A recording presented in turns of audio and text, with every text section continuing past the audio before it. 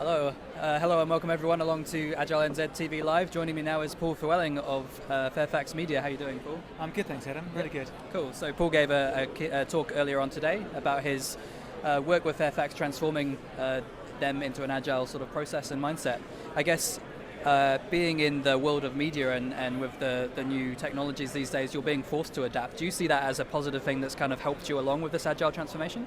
Totally. I think the main thing for us is that this is a transformation of our entire company because we have to shift to our audience. We want our content to be in front of our audience, and it does, regardless of where they are and where they want to be. So we've entered this innovation space, and Agile is ideally suited to that approach. We have to innovate to survive, basically. Innovate or die. So changing the format of how you deliver the media has actually given you an opportunity to change how you're actually producing it as well. Yeah. And so we've got ideas and we've got hunches about where we're going to go. Yeah. But we're going to be listening.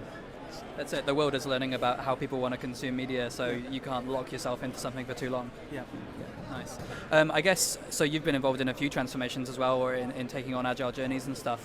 What's one piece of advice that you'd give to another organization starting out on that sort of journey based on your experiences?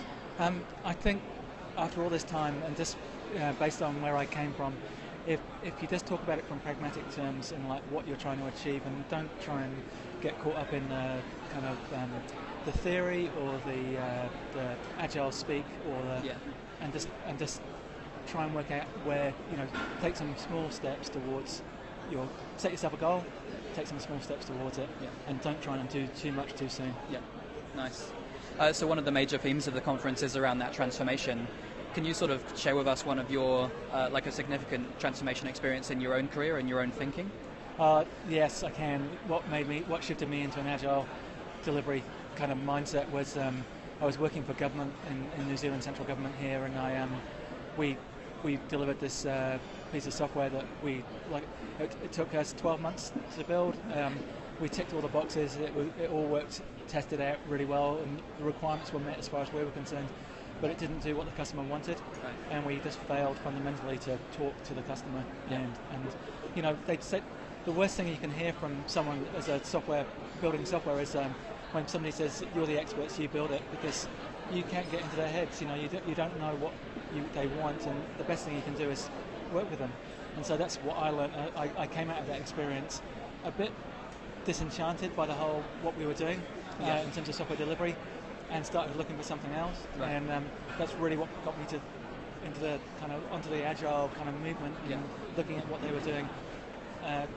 Basically, it all made sense to me. Yeah, it was a very pragmatic approach. Talk to your customer. Yeah, being the key message. Yeah, that's really interesting. I think a lot of what's coming out through the conference is people have had failure experience and turned to something else. And I guess what's frustrating is when you see people not learning from those mistakes and just kind of going on and on with what they're doing. Yeah, totally. I think a coach I know really well, he says FAIL is an acronym, and it stands for all I've learnt. Yeah. And that's the best way. I certainly encourage it in the teams that I work with.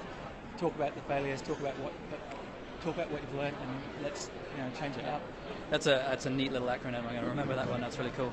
I guess one final question: what's been the most interesting or insightful thing that you've heard throughout the conference while you've been here? Good question. Really good question. There's lots of good stuff about it. Yeah, and I'm trying to think it through. I got a lot of good messages yesterday. I really liked Lisa's her bumper sticker that she mentioned, which was "Don't believe everything you think."